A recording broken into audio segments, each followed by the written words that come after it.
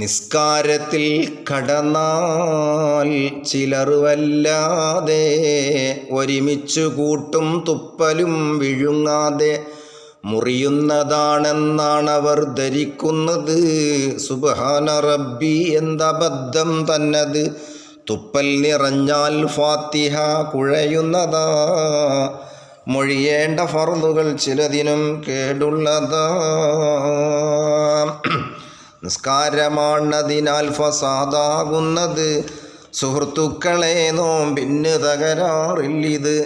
തെളിവുള്ള തുപ്പല് ത്വാഹിറായതിറക്കലും മുറിയുന്നതല്ലത് കൊണ്ട് വായി നിറഞ്ഞെങ്കിലും. ഫത്ഹുൽ മുഈൻ നീ നോക്കിയാൽ കാണുന്നതാ. നോമ്പിൻ്റെ ബാബിൽ വിശദമായി പറയുന്നതാ. പുറത്തേക്ക് ചാടിയ മൂലവും അകത്തേക്ക് കടത്തുന്നതും മുറിക്കുന്നതല്ലെന്നോർത്ത്. ആരെങ്കിലും തൂറാൻ വേണ്ടി ചെന്നിരുന്നിട്ടേ അങ്ങനെ മുക്കി സാധനമാണ് പുറത്തേക്ക് അടി മൂലം. അപ്പോൾ അത് ഉള്ളിൽ കാക്കാന്നാണ് പറയണത്. എന്നാലെന്താവൂല, മുറിയില്ല.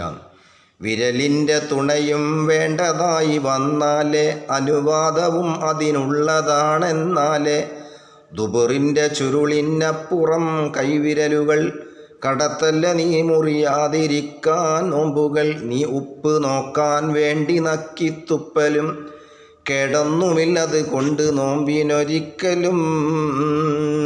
പെണ്ണുങ്ങൾ ചാറൊക്കെ ഉണ്ടാക്കുമ്പോഴേ, കറി ഉണ്ടാക്കുമ്പോഴേ, വൈകുന്നേരം അല്ലെങ്കിൽ തെരിക്കഞ്ഞി ഉണ്ടാക്കുമ്പോഴേ, എന്തായാലും വേണ്ടില്ല, ഉണ്ടാക്കുന്ന സമയത്ത് ഉപ്പുണ്ടോ നോക്കാൻ വേണ്ടിയിട്ട് ഇങ്ങനെ ആക്കാം.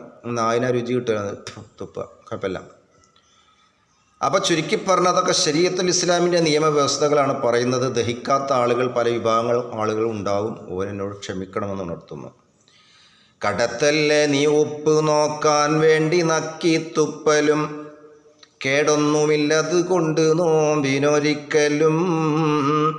തൗഫീക്ക് നീ തായ ഇലാഹി നോമ്പിനും കൂടാതെ രാത്രിയിലൊക്കെ നീണ്ട ഖിയാമിനും.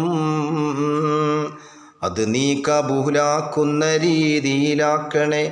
അതിനുള്ള മാർഗം ഞങ്ങളിൽ സഹലാക്കണേ. ഗുണം ചെയ്യണേ നബിക്കും സഹാബത്താലിനും നോമ്പും ഖിയാമും ഉള്ള കാലം മുഴുവനും.